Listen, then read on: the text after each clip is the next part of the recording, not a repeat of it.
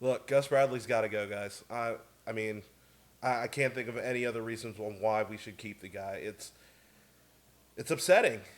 It's upsetting to continue to watch this team kind of go through its growth spurts and do some positive things, but also do a lot of really negative things to negate the positive. It's a problem. You're looking at Gus Bradley, who's 12-35 as a head coach. He still has one more game to add to either that win or that loss column. Probably add it to the loss column if we're being real. 2013 is 4-12. 2013 4-12. 2014 he was 3-13. 2015 he is currently sitting at 5-10. You know, yes, there's been some improvement through the year, but as far as the head coaching record goes, no, there hasn't really been that much improvement. He's managed to, I guess, keep himself in games longer than he has the previous two seasons. He's not getting blown out as much, even though the Saints and the Patriots game are two misnomers of that. I just look. We're looking at the 2015 season, and I think a lot of us thought that 6-10 would be the perfect record going into the season. 6-10, 6 wins would be a good improvement on that. And I'm not saying that 6-10 isn't an improvement because technically it is, but if you look at the circumstances of the season, this team has completely underachieved. You have two wide receivers in Allen Robinson and Allen Hearns that are 1,000-yard receivers.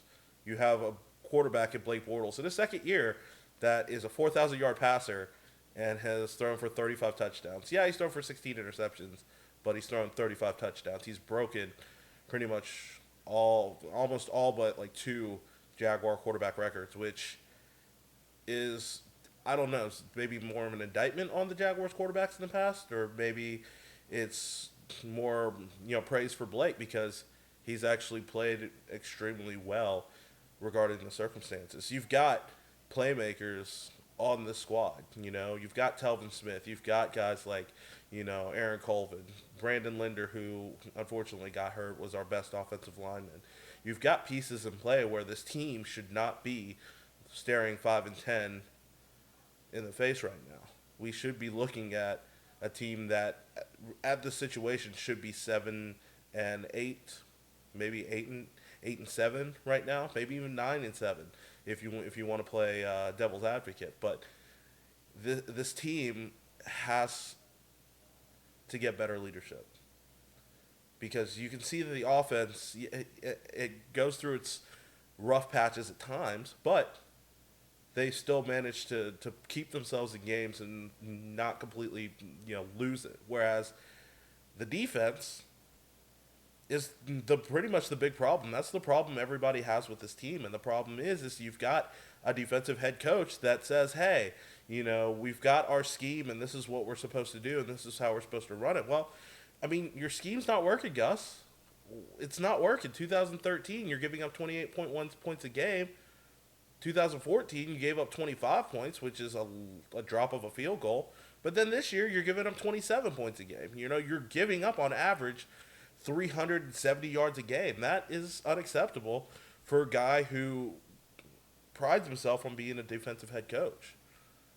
There's no excuse. I know a lot of fans are scared or concerned that, oh, well, we'll be starting over. No, it's not necessarily a bit of starting over. I think that you've got the quarterback.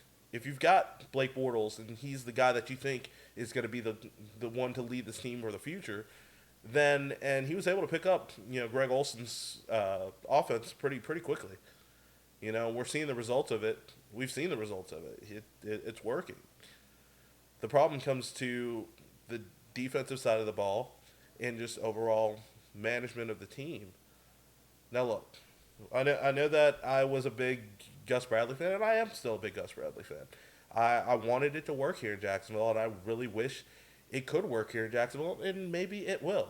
Maybe next year, if he's here next year, he turns it all around, and this team is 10-5 going into week 7, and we've either locked up the division or we're looking at a playoffs, looking at a wild card spot. But I also think that sometimes it's better to look at the overall picture and see, hey, is this team really improving where it needs to be? And not lie to yourselves.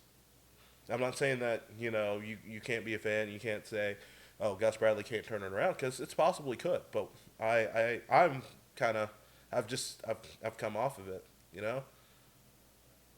The circumstances for how the season played out completely changed when, Andrew Luck goes down and the Houston Texans are struggling and the Titans were bad, and a lot of the teams that we thought were going to be good coming into the year were bad to average at best, and you can't find ways to beat them. So maybe this is just a rant out of frustration. Maybe it's just me having a little bit more foresight into where I think the team's going to go. But when push comes to shove, I think it's time to pull the plug.